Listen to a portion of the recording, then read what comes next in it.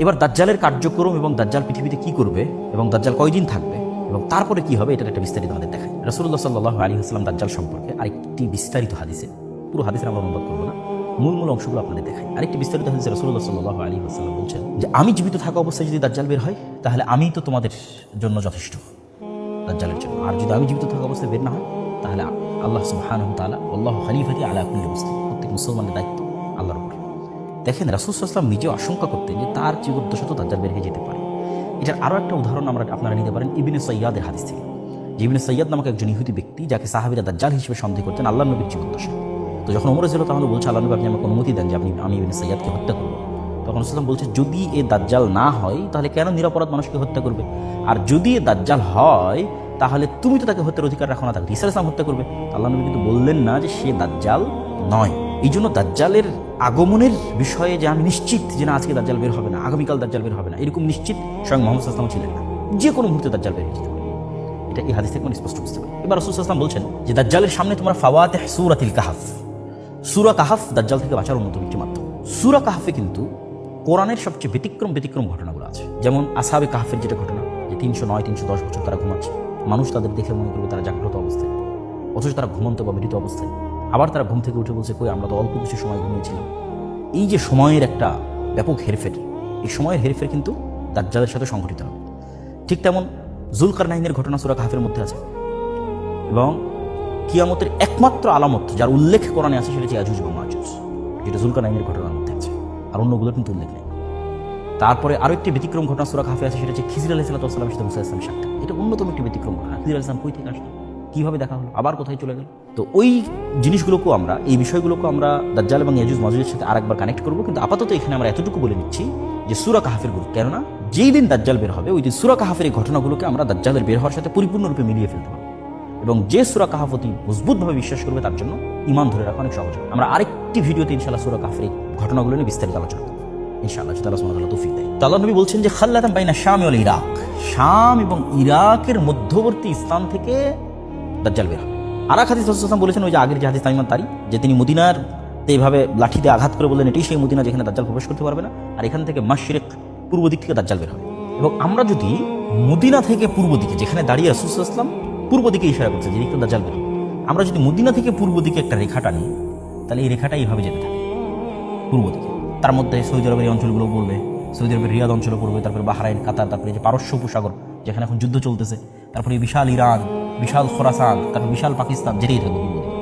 রাসূল বলছেন পূর্ব দিক থেকে দাজ্জাল বের হবে। তিনি মদিনাতে দাঁড়িয়ে বললেন পূর্ব দিক থেকে দাজ্জাল বের হবে। এবং এখানে আমরা আরেকটা রেখা টেনে আপনাদের দেখাই, এটা হচ্ছে মক্কা, কাবা, এটা হচ্ছে মদিনা, আর এখানে আছে জেরুজালেম। এটা কিন্তু এক সিরিয়ালে কাছাকাছি।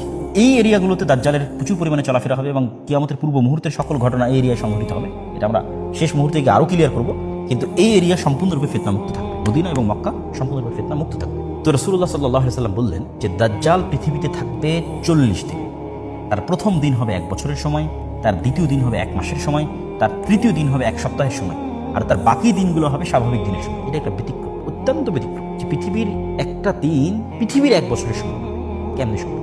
তারপর চলুন আমরা হিসাব করে দেখি যে ইন টোটাল দাজ্জাল তাহলে কতদিন পৃথিবীতে থাকবে। রাসূলুল্লাহ সাল্লাল্লাহু আলাইহি ওয়াসাল্লাম দাজ্জালের এক দিন হবে 1 বছর, তারপরের দিন হবে 1 মাস, তারপরের দিন হবে 1 সপ্তাহ। এবং যেহেতু সে 40 দিন থাকবে, তাহলে 40 দিনের মধ্যে অলরেডি আমরা 3 দিন বাদ দিয়ে দিয়েছি, তাহলে আর বাকি যে স্বাভাবিক দিন থাকবে সেই স্বাভাবিক দিনের সংখ্যা কত হবে? সেই স্বাভাবিক দিনের সংখ্যা হবে 37 দিন। এখন যদি আমরা ইন টোটাল যোগ করি যে কত দাঁড়ায়, তাহলে আমরা এখানে যোগ করতে পারি 30 দিন, 7 দিন, 37 দিন। তার 1 মাস সমান 30 দিন, 1 সপ্তাহ সমান 7 দিন, এবং বাকি যে 37 দিন, এই 37 দিন যদি আমরা গণনায় নিয়ে আসি তাহলে সেক্ষেত্রে হয় 74 দিন, আর এখানে থাকতেছে 1 বছর। তাহলে 1 বছর 74 দিন সমান তথা 1 বছর 2 মাস 14 দিন। তবে এখানে আরেকটা প্রশ্ন মাথায় কাজ করতে পারে যে দিন যদি 1 বছরের হয়, দিন যদি 1 মাসের হয়, দিন যদি 1 সপ্তাহের হয়, রাত কত দিনের হতে পারে? এই হাদিসে রাসূলুল্লাহ সাল্লাল্লাহু আলাইহি ওয়াসাল্লাম দাজ্জাল সম্পর্কে আরও গুরুত্বপূর্ণ 2টি তথ্য দিয়েছেন। একটি হচ্ছে তার শারীরিক অবকাঠামো সম্পর্কে, আরেকটি তার সফরের দ্রুততার সম্পর্কে। রাসূলুল্লাহ সাল্লাল্লাহু আলাইহি ওয়াসাল্লাম তার শারীরিক অবকাঠামো সম্পর্কে বলেন যে সে হবে কোঁকড়ানো চুল বিশিষ্ট, এবং তার এক চোখ হবে একটু উঁচু কানা, কোঁকড়ানো চুল বিশিষ্ট এবং এক চোখ হবে উঁচু কানা।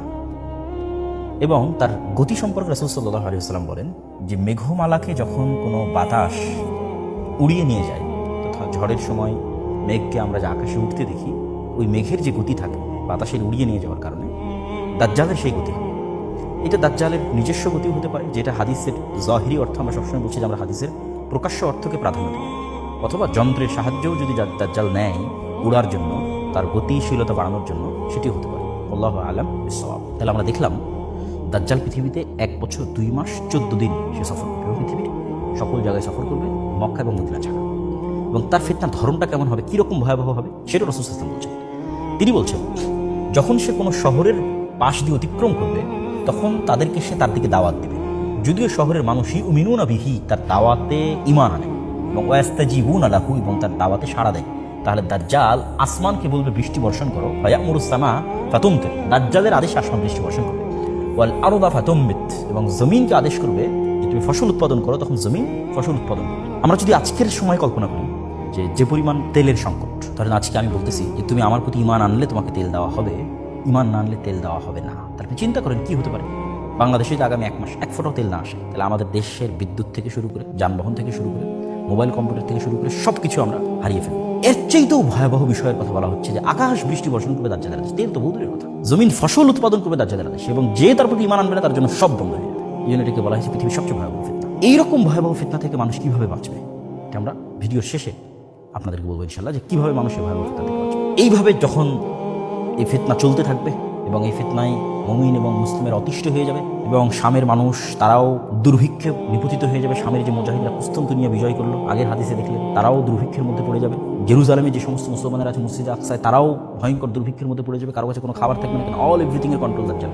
এইরকম ভয়াবহপূর্ণ সময়ে ঈসা আলাইহিস সালাম মুসলমানদের মাসীহ হিসেবে, বিপদ থেকে উদ্ধারকারী হিসেবে, মুসলমানদেরকে বিপদ থেকে উদ্ধারকারী হিসেবে ঈসা আলাইহিস সালাম অবতীর্ণ হবেন। ফায়ানজিলু ইনদাল মানারাতিল বাইদা শারকিয়্যা দিমাশক, সাদা মিনারধারী মসজিদে দিমাশকে, সিরিয়ার রাজধানী দিমাশকে ঈসা ইবনে মারিয়াম নেমে আসবে 2 ফেরেশতার কাঁধে ভর্তি।